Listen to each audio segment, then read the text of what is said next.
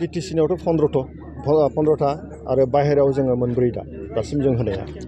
गतिके जोङो गासै 10थानिफ्राय 12था सिट जों आसा खालामदों आरो बेखौ देरहानाय लोगो लोगोनो दिसपुरा जोंखौ बाद होनानै खुनु सरकार दानो हानाय नङा बे बाथ्रा रोखा जानानै दङ आरो दिसपुरा जेला जोंनि कन्ट्रलाव थागोन जों बहाय जेला गोहोखौ जों मोनगोन अट'मेटिकलि बिटिसियावबो जोंनि गोहोआ फैफिनगोन थ' गोमानानै थांनाय बिटिसि बिसायख'थियाव इउपिपिएलनि जि गोमानाय जि पावार जि गोहो बेयो आरोबाव नैबे एमएलए बिसायख'थिनि गेजेरजों जों बिटिसियाव गोहो मोनफिनगोन आरो बेखौनो रायजोफ्रा लुबैदों ओंखायनो जोङो भटखौ होगोन पिएफनि माखासे माथामफोरा होनदों आरो हयथ' सोरबा बिजेपिनि मानसिफ्रा बुंनो हागौ नङा होमबा सोरखौ बबाव गेलेहोगोन बबाव गेलेहोआ बेथ' गावबागाव राजनितिक हान्जानिसो बाथ्रा दा इउपिपिएलआ 3 जों एमपि मोनबाय गभर्नमेन्ट सालायदों जों आसाम गभर्नमेन्टआव दंमोन बिटिसिआव जों गभर्नमेन्ट सालायदों बे पार्टियाखि ओरैनो माने मजागाव माने ओरैनो मिनिनानै जों केन्डिडेट होगोन नामा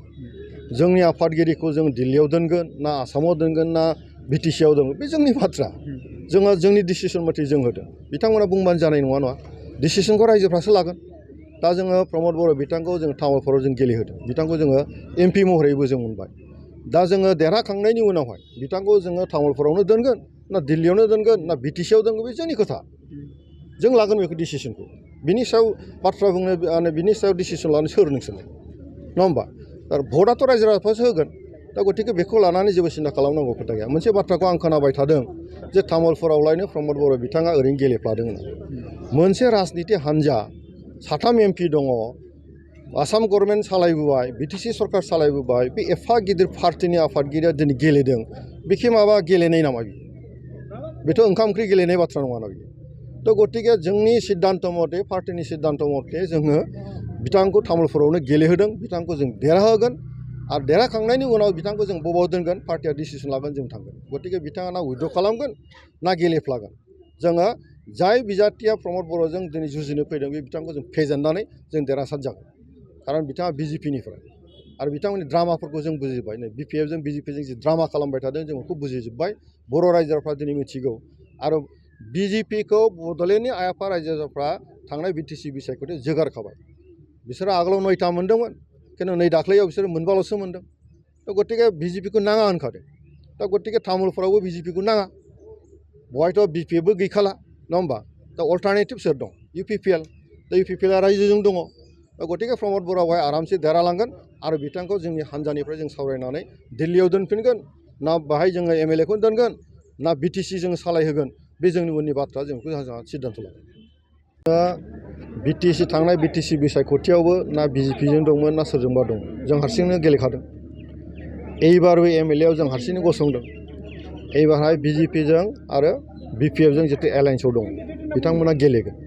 नाथाय जोङो नुदों बड'लेण्डनि आइ आफा रायजो राजाफ्रा बिजेपिखौ लुबैया थांनाय बिटिसि बिसायख'थियाव भारतनि सरकार सालायग्रा आसाम सरकार सालायग्रा इभेन बिटिसिआवबो इउपिपिएलजों थाफानानै सरकाराव बाहागो लादोंमोन बिजेपिआ बिजेपि हान्जाखौ बड'लेण्डनि रायजो राजाफ्रा लुबैया गतिके बड'लेण्डनि आइ आफा रायजो राजाफ्रा बिपिएफ आरो इउपिपिएलनि गेजेरजों चइस खालामो खिन्थु बेयावबो जों नुबाय बिपिएफनि सासना जिथु दावराव दावसि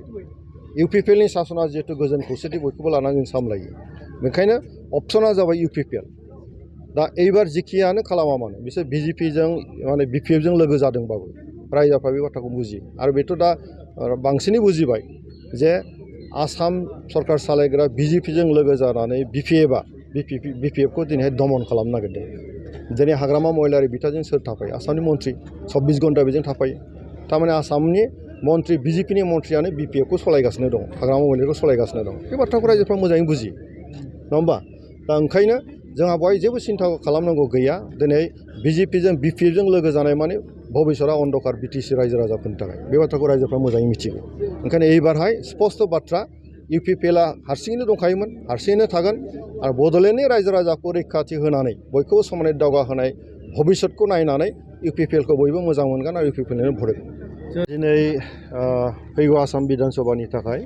जि नमिनेसन जि गथायनाय बेयो दिनै जोबथा सान आरो इउपिपिएल हान्जानिफ्राय दिनै क'क्राझाराव मोनसे आरो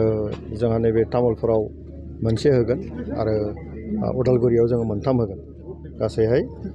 जोङो दिनैहाय जोंनि जेसेबां बिजाथि दङ बेखौ जों दिनै गथायजोबगोन आरो तामुलपुराव जोङो दिनै गरेस्वर समाजनि थाखाय मानगोनां पबित्र बर' बिथाङा जोंनि हान्जानिफ्राय बिथांखौ जों दिखांनाय जादों बिथाङा दिनैहाय नमिनेसन साबमिट खालामगोन आरो खोब मोजां थासारिया खोब मोजां एबार बिटिसिआव जों 15थाबो 15टा जि समस्ति दङ बेवहाय जोङो कमप्लिट खालामबाय जों होजोब्बाय आरो जोंहा थांखिया क्लियार जों 15टा होनानै जों गेलेबाय आरो बिटिसिनि बाहेरायावबो जोङो जोंनि बिजाथिखौ जों दिखांदों दा जोङो गासै मोनसे साखाफारानि गेजेरजों जों एबार देरहासार जागोन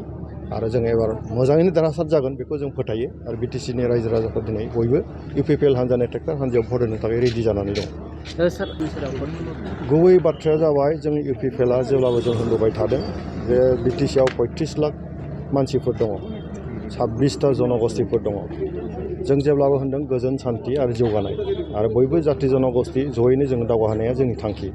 आन्दलना जोबलांबाय गणतान्त्रिक भाबै बेवहाय मोजां समाज दानाया जोंनि थांखि एबारबो जोङो बे ओनसोलावहाय गोजोनखौ जोङो अरायथायै लाखिनो थाखाय आरो समानै जौगाहोनायनि थाखाय जों खामानि मावगोन खारन 15 बोसोराव बिपिएफनि सासननि समाव मानसिफ्रा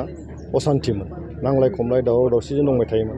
नाथाय प्रमद बर' बिथांनि दैदेननायाव 2020निफ्राय 25सिम बोसोरबा जों इउपिपिएलनि दैदेननायाव सरकार सालायबाय बे समावहाय जोंनि ओनसोलाव खुनु मोनसे दावराव दावसि गैयामोन जातिगत दांगा हांगामाबो गैयामोन बिराद मोजाङै जोङो सरकारखौ सालायदोंमोन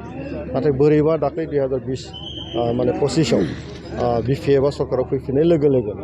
5 माह जाबाय दिनैहाय 5 मासनि गेजेराव जों नुबाय मा आरोबाव बिथांमोन फैनाय लोगो लोगोनो दिनै जातिगत दांगा आरामा जाबाय जौ जुवा जाबाय नांलाय खमलाय थासारि जाबाय मानसि थैनाय अबस्था जाबाय बे गासै बाथ्राफोरखौ दिनै बिटिसिनि रायजो राजाफ्रा दिनै मिथिदों गतिके दिनै रायजो राजाफ्रा आरोबाव इउपिपिएलखौनो अनसायदों इउपिपिएलआनो दोरखार दङ गतिके सरकारा बिटिसिनिब्लाबो बिटिसिआव एबार खिन्थु आसामाव एबार इउपिपिएलनो जोङो भट होनानै जोङो बिटिसिनि सासनखौ जाहाथे मोजाङै खालामनो हायो ल' एन्ड अर्डार जिहेतु दिसपुरनि दङ बे गासै थासारिखौ नायनानै दिनैहाय रायजो राजाफ्रा गोजोन थासारिनि गेजेरजों रायजो जानायखौ लुबैदों जिहेतु ओंखायनो जोङो बे बाथ्राखौ लानानै रायजोनि गेजेराव जों हाबहैगोन आरो जोंहा मोनसे फोथायनाय दङ जे प्रमद बर' बिथांनि दैदेननाय जि 5 बोसोरनि जि मोनसे अबिगथा बेखौ रायजोफ्रा गनायनानै आरोबाव फैगौ बिधान सभा बिसायख'थियाव जोङो भटखौ होगोन